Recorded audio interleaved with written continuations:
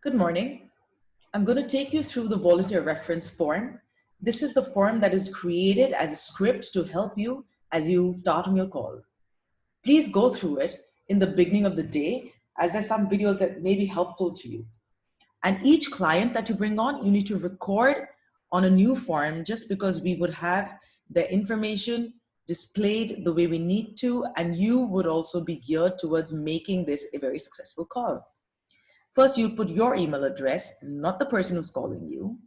And then you would need to watch some of these videos beforehand. I would suggest you go through this when you have free time because it'll guide you as to exactly how a call should be made. And these videos are also placed on our collective platform. And I think you may have been through our collective platform. If not, at the end of this, I'd like you to open the collective platform, go through it, put all your details in it, because it's time that we really utilize that for mutual learning. Putting this on full screen. Right. Now, these videos you can watch at your own time. When the phone call rings, I would like you first to have saved the number so you know exactly who is going to be calling. When you save the number as Wellbeing Volunteers United, you know that it's the Wellbeing Volunteers United. When you pick the phone up, you say, good morning, good evening, good afternoon, whatever it is. Welcome to the Wellbeing Volunteers United. How can I help you? This is important because we've seen some calls where the volunteers haven't done this, and the caller gets very confused about where they are. They want to know that you're alert. They want to know they've come to the right place. They want to know that you know exactly how to guide them, and that they can only sense in your own confident way of addressing the conversation the moment it starts. So you will say, welcome to the helpline for distress, or welcome to the Wellbeing Volunteers United. How can I help you? And then you carry on with the conversation.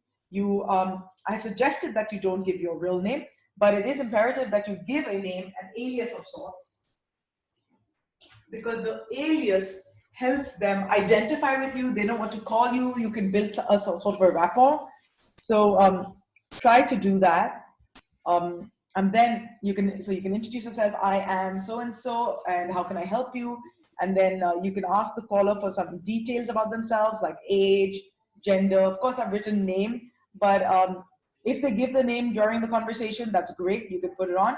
If they do not give the name, then you carry on with the form. You take all the details that you need and you focus on how you can help them. So what is the presenting problem? So age, okay, let's do 15. Okay, age 15, female, lives in Punjab. How can we help you?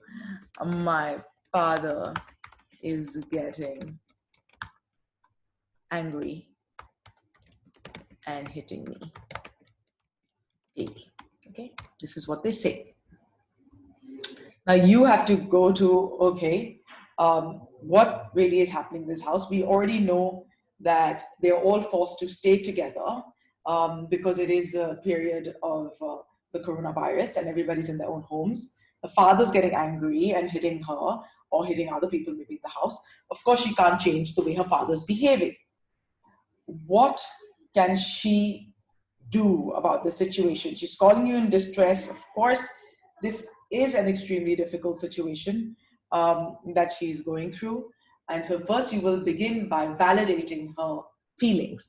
So you will say that I can tell that that's a very difficult thing for you. You're having issues with the parents. It's a very difficult thing for you. And I believe that you're finding it very difficult to cope with it. Tell me, what are some of the things that come to mind? What are some of the thoughts that come to mind because of this? So you've responded to her feeling. She's feeling extremely helpless to be in a situation such as this. You have to respond to why. I feel helpless to be in this situation because I'm forced to be at home and my father is extremely violent and I have no way out and I don't know what I can do about it, right?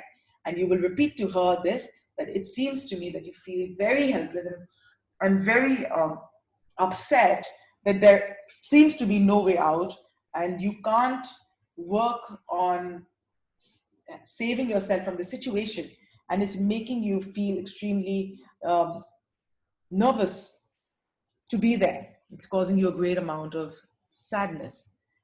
And she will say, yes, I don't know how to do this. I feel like crying every day. And you can ask open-ended questions then, open-ended questions like how, what, tell me more. And you can say, tell me more about those feelings. What are some of the thoughts that come to you when those feelings arise in you? And then, you elicit the thoughts by making sure that you are being attentive. You're, again, every time she says something, I feel sometimes that I just shouldn't be alive. And you can say something like, is that the first time that you felt like that? Or is that a repetitive feeling that you get? So she can say, no, I've been thinking about it a lot. And then you can say, have you ever seen anybody professionally for that? And she'll say, no, not really. Have you spoken to your friends about that? Sometimes, but not that much. And then you can say, have you ever tried to do something about that to stop it?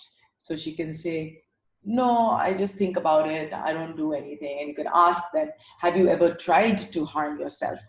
And then if she says yes, you know to escalate the call to a psychiatrist or a psychological counselor. Okay? If we will first escalate it to the psychological counselor and then to the psychiatrist, and we'll be giving you the means to do that on another video. But at the moment, you can say that I can understand what you're going through. Can we talk about some of the other feelings also that come along with that?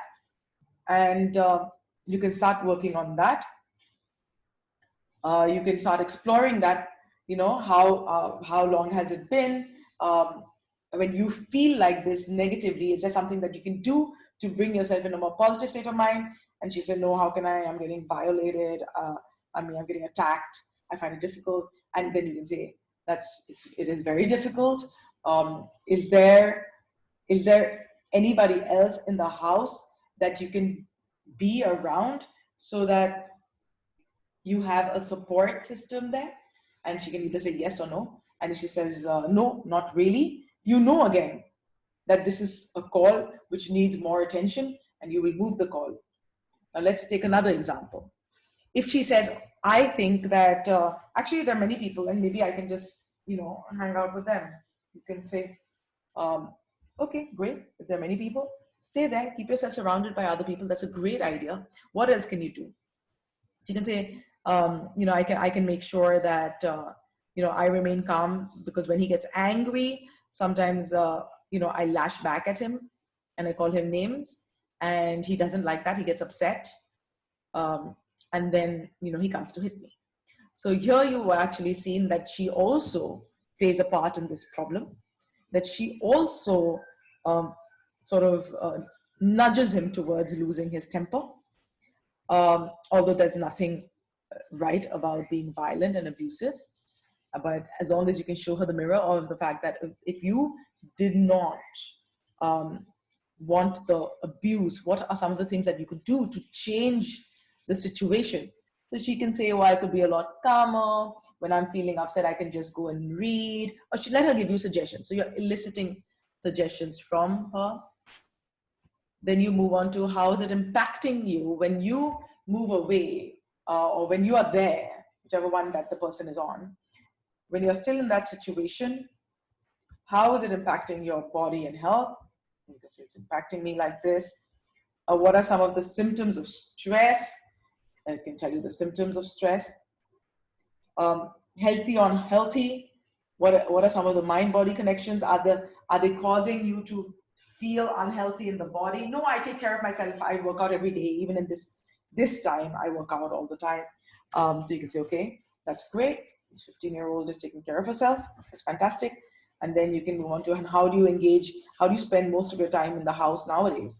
And then, move the conversation a little bit, understand, teach her that, stress is not the right way to go about it. So you can start putting some of these questions in play, and you can talk about how that feels, and you can distinguish between unproductive or unproductive worry or unproductive and productive thought. This is important because every time that there is unproductive worry, like if she's just worried, if she's the kind of person who's saying, no, I'm just sitting at home and I'm really worried that he's going to keep hitting me and I'm really worried, you know that that's a victimization kind of behavior, and maybe it's appropriate, maybe it's true, but we do not know that because we're just taking the call. So we need to investigate further. If you're a volunteer with very little experience of counseling, I would suggest you do not explore further, but again, pass this call on. Understand that maybe are the feelings that she's having, are they appropriate to the situation? That's the most important thing. Are they appropriate to the situation? We need to understand that she's not made this much more in her head. We have to recognize that people have a different sort of worldview, and the way in which they relate to things around them are not uniform. And therefore, it's our job to try to elicit what that belief system is. Now, if she believes that people should always treat me properly and treat me well, and if they don't, then they are horrible and they must be punished, for example. So we have to make sure that the ABC model is worked on. We have to understand that you recognize the event. Event is dad hit me. Consequence is that I find, I feel like killing myself. So your consequence is he hit me, and activating event is hit me, consequences kill myself. But what are the belief systems in there? That's what we're working with. And then we can say, have you ever felt like that before, that threatened before, the feeling of being under attack? And she can say, yeah, when I was public speaking, I used to feel like that. Or when I have to talk in class and I don't know the subject, I feel humiliated. Then I feel like that. So, I don't like to be shouted at. So you've got all these kind of things. And then you say, okay, when this happened before, how did you work towards helping yourself? How did you get over it? So say, for example, you were reading, you were talking in front of the whole class, you were nervous, and then what happened? And then it moves on to the next one. You can say, oh, I tried to distract myself, I worked on my breath, it passed, whatever. So you know that you've got some coping strategies. Then you can say, that's great. Was the situation in your control? Then they can say yes or no, depending on how it felt. Then you move on to the next one, and you impress on the client that, if they want to change something, they cannot change somebody else. So they cannot change their father, they cannot change anything in the environment in terms of getting out of the house. They can only change something within themselves. And what is that thing that they can change within themselves is what we're looking at. So we start looking at that. We talk about how that's working. We talk about how that would manifest into them translating those skills for their present day circumstances. So we can ask them, how would you use that now? So she could say, oh, I could try to reach out to my friends and just chat with them. I could distract myself by doing other things. I could exercise a little bit more. I could practice this, that, and the other. So you know that you can actually given you some tips of how to do that. And then you can say, how will you do that? And then you fix the time. So this should be the end of your session. However, if you are trained as a more senior therapist or have more skills, we're then required by a volunteer that we need. If you can make sure that you focus on allowing yourself to deepen the understanding of the client by asking them whether they think that, when we say internal locus of control, it means whether they think that they can make things happen, or whether they think that things just happen to them. What are some of the things there? And then if you're not in control, of something, is it healthy to continue thinking about that same thing over and over again? It's very important. This part is crucial. So here is when you actually start to get them to recognize their irrational thoughts and move them to understanding that if things are not in their control and is out of their locus of control, something that is in your control is your thoughts, your belief, your action. Anything outside of your control, which is in the environment or other people, other people's behavior, etc., you cannot do anything about. So it's important to recognize that. It's important to have the client recognize that, and then move on to the next sheet. Sorry, some of these things are compulsory to fill out, and you should fill them out because it makes us recognize whether the person needs more therapy or not. Also here, what about the situation makes them feel stuck? like, why can't they move out? Why can't they change their mindset? Why are they stuck? So that's important. Then you work on, is it really worth it for you to feel like that? You move on to a behavioral consequence of that. And you move on to understanding, allowing them to understand how negative that can be and why that is. And then ask them, is it worth it for you to feel like that? Is it worth it for you to feel so heavy? Is it worth it to feel so sad? And if you can do something about it, let's do that. Let's try to figure out what that thing is in us that we can change. And that's when you move into, again, showcasing that, when you feel sad like this, what impact is it having on your body? What impact is it having on your energy? What impact is it having on you? Because you don't need to feel like that. Of course, if the person is from the background of really needing food and survival and money and all these various things, then you definitely need to be very astute about that, and you need to guide them to the appropriate places where there are food collection, there's grain collection, there's all kinds of things happening. There's a lot of people who've come together to provide services, but your job is to make them cope with the emotions that they're going through with this, and it's their job. It's their job to walk through that and move that to a real place of motivation for them to be able to deal with their current circumstances better. And it's a choice for them. If somebody's coming and they really do not have the funds, or they do not have the value they do not have the capability of earning money right now, their daily wages, they have daily wage earners, it's difficult for them. You recognize that difficulty. You tell them that you understand what they're going through, and it is a very difficult time, and you want to be here to help them deal with that stress that they're facing so that they can cope with the practicality in a better way. So you make sure the caller is open to a change. So you say, would you like to change that? Would you like to function more effectively? Get their buy-in. And when you get their buy-in, tell them, this is what I would do. I would do some practical, positive things in the day to keep myself above the distress. What do you think could be some of the things that you can do? It could be that they say, okay, I think I want to do some kind of exercises. You say, great, what time will you do that? And then you can write, I'll do it at 6, 06:00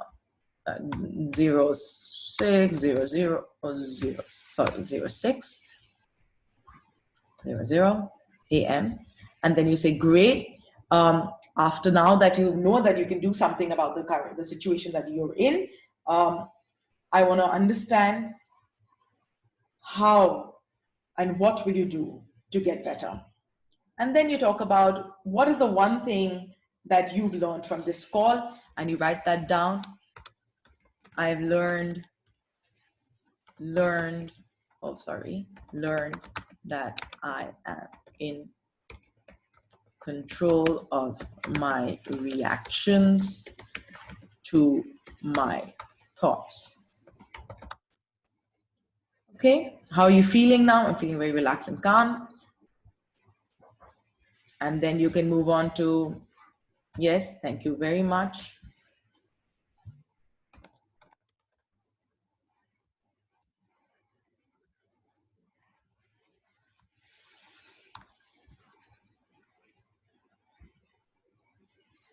And then the post-therapy notes, which you will take. What was your experience? You can say, okay, I think I was good. What do you think the client's experience was? Oh, I think he got what he needed. Or what if, did you give him homework? Was he a perpetrator? Was he a victim? Was he an arbitrator?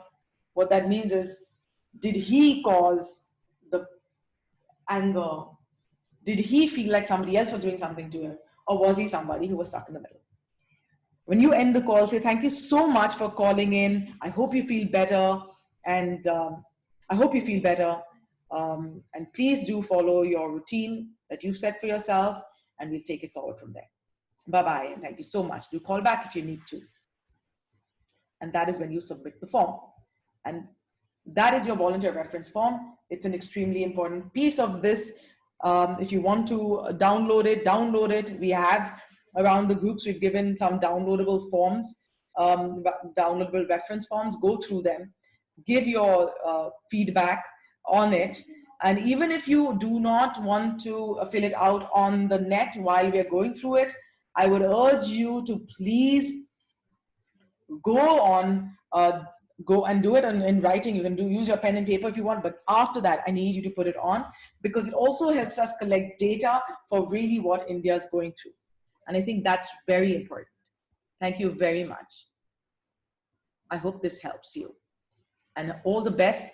And please remain extremely vigilant with the script, because it will save you. It's like a rail guard. It saves you from falling off the track, and it helps you continue to share with them the best parts of therapy and the best parts of response to any distress. Thank you so much.